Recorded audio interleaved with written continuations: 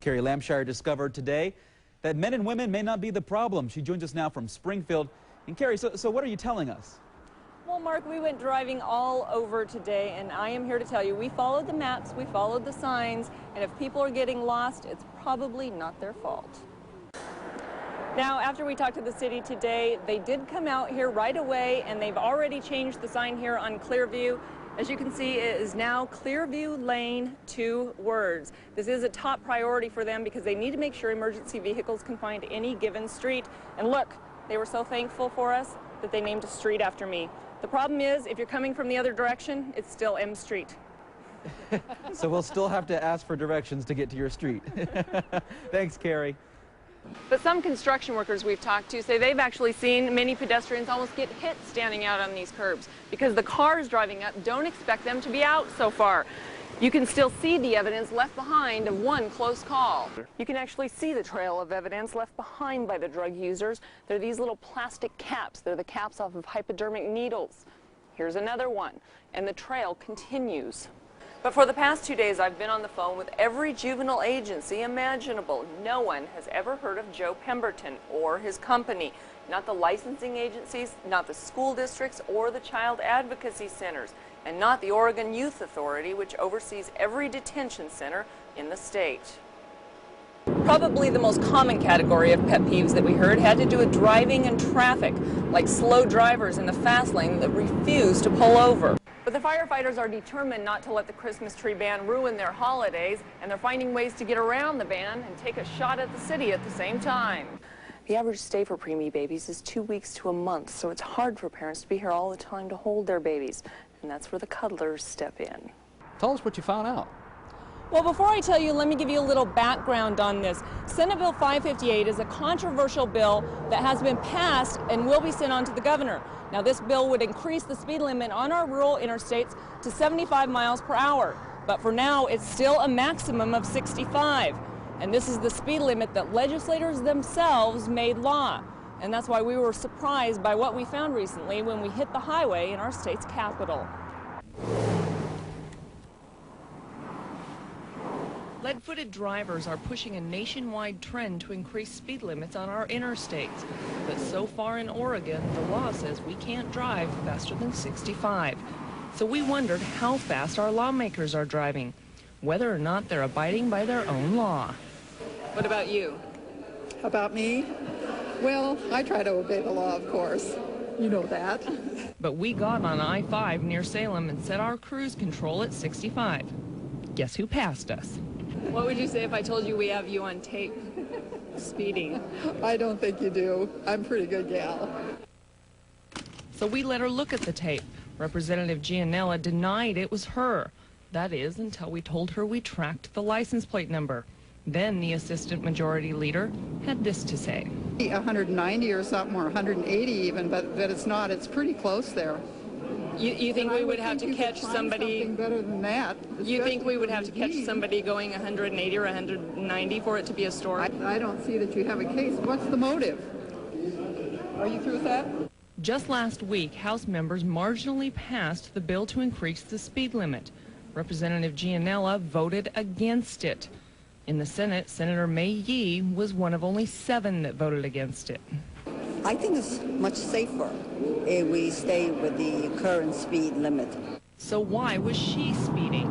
That's probably once in a long while, so it's not, usually I go very much within the speed limit. You hear all those, you know, I normally don't drive like this, or I never drive like this, but, you know, well, that's how things happen. In fact, the Democratic Communications Director, Bob Hagan, told us his office has received many complaints about Senator Yee's so-called lead foot. So many that they've warned her to drive with caution, especially since she has Senate plates. We also caught Representative Kathy Lowe in the fast lane. How embarrassing. I apologize to the people of the state of Oregon and the highway authorities if I was speeding. You're supposed to get yourself to the state house here as fast as you possibly can. But the state patrol says that's no excuse. We all have to obey the traffic laws. I mean, just like if a police officer gets stopped. I mean, he is no better than anybody else when it comes to traffic violations. And actually, Representative Lowe was headed out of Salem when we saw her, but she did present another defense. And I do believe that the legislature has a modest waiver to when duty calls. And she's right. In fact, the Oregon State Constitution gives lawmakers their own form of diplomatic immunity. It says that senators and representatives in all cases, except for treason, felony, or breaches of peace, shall be privileged from arrest during the session of the Legislative Assembly and during the 15 days prior to.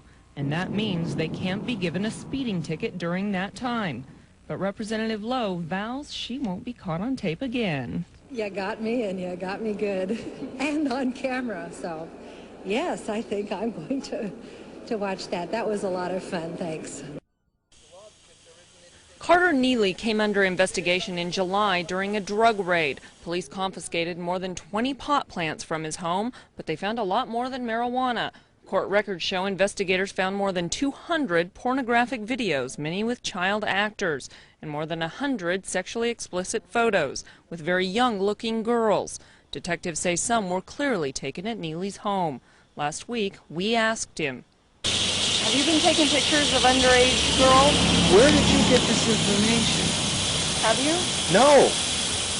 No? No. I have no idea what you're talking about. I really don't, honest to God. Police say after our story aired last week, one of the alleged victims came forward, so they were able to verify that she is in fact underage. But they're confident that there are more victims out there. These types of people tend to make this a lifelong venture. They don't just use pornography for a short period of their lives. They tend to use it over and over and over again. It concerns police that Neely taught kids in Lane County for nearly 25 years. From 1976 to 1989, he taught elementary school at 7 of Eugene's 4J schools. Then he took a personal leave of absence and resigned. But for the past few years, he's been a substitute teacher in the area. He taught music at several Bethel schools and taught at nearly all of Springfield's elementary and middle schools. Neely denies all charges. He says he's never even had pornography of any kind in his home at all. No, ma'am, and never have. And pictures of some naked girls weren't taken in your backyard? Nope. At this time, we are reviewing all of the evidence that we collected in the search warrant, and that's a lengthy process. The girl that came forward wasn't a student, but Detective Brazil says if there are more victims, there's a distinct possibility they may have met Neely in the classroom. Cari Lampshire, News Source 16. From the moment protesters and anarchists showed their faces, Eugene police were ready for them, and demonstrators made it known, even through their children, that police and media weren't invited to their party. You never tell the truth. And it was obvious from the get-go that the group planned to hit the streets. As 10 officers on bikes circled the area, leaders warned the group to buddy up and videotape any evidence of police brutality. At about 8 o'clock, they were on the move. Please abide by all rules of the road. If you do not, you will be subject to arrest.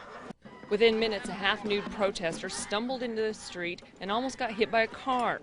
The group rallied but quickly moved on, blocking traffic in front of the Holt Center, despite repeated orders and warnings from police that they would be arrested.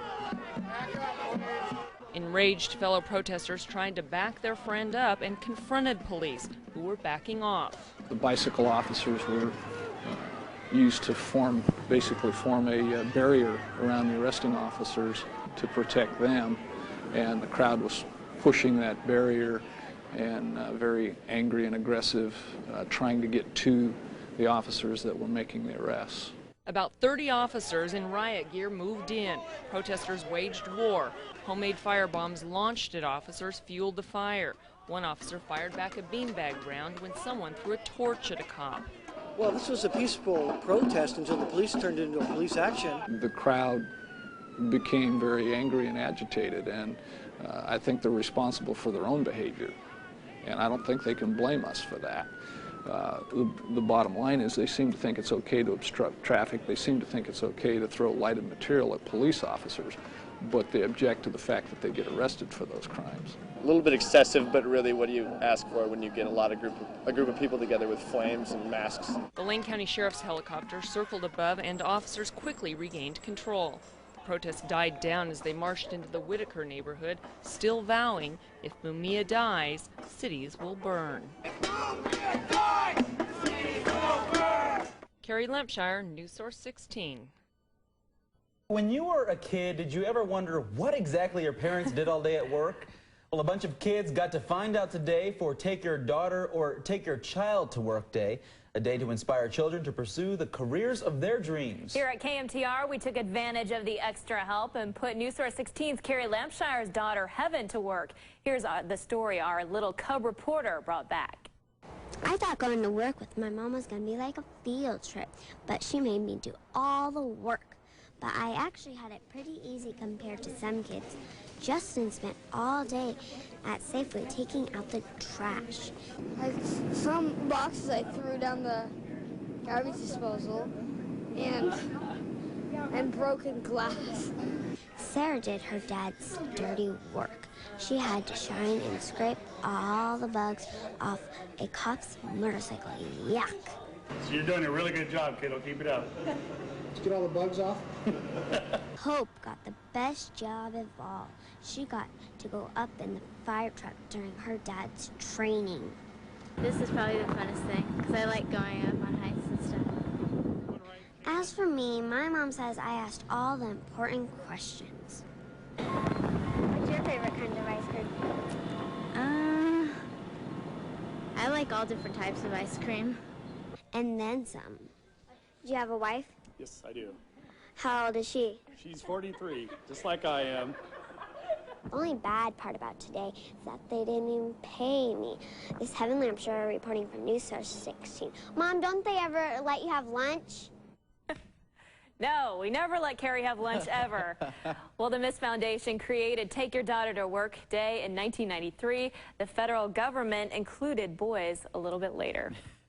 We starve Cari, don't we? We do. I'm sure she's hungry right now.